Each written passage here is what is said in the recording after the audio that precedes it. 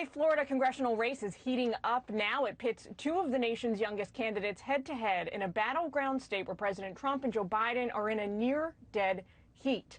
Joining us now is Kate Kamak. She is hoping to represent the state's 3rd congressional district, and if elected, will be the youngest serving Republican congresswoman. Kate, thanks so much for joining us.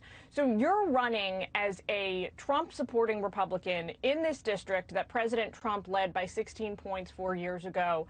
Joe Biden, at least according to the latest NBC poll, which you can throw up on the screen there, lost his edge pretty recently at the state level. We've got Trump and Biden both at 48%.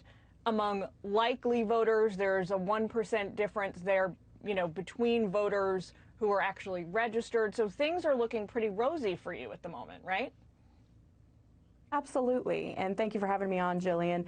The thing that we're seeing here in Florida, one of the key battleground states, is that President Trump has not only bridged that gap in the polls, but he is surging, and he is surging amongst all these key demographics that the Biden campaign took for granted. Hispanics, for example, these are key demographics that have seen socialism in their own home countries, and like Cubans and Venezuelans, for example, and they know what is coming with this socialist slide that liberals are constantly pushing for. So they're very excited for another 4 years of President Trump and his leadership to deliver on the promises and continue delivering on the promises that were made in 2016.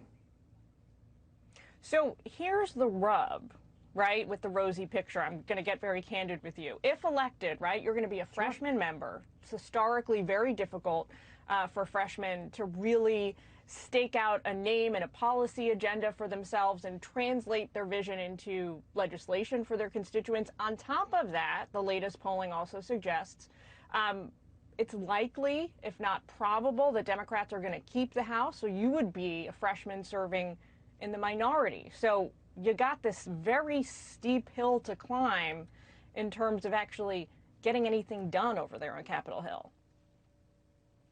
Well, my personal story, in the span of 10 years, I've gone from homeless to eventually the House of Representatives.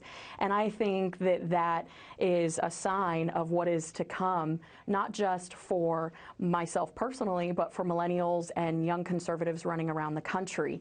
The benefit that I have is about 8 years of experience as a deputy chief of staff for a member of Congress in the House of Representatives, a conservative member.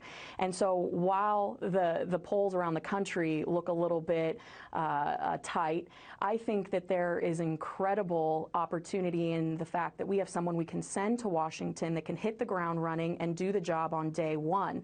More than that, we're going around the country helping young conservatives get elected, so we do have a chance to take back the House.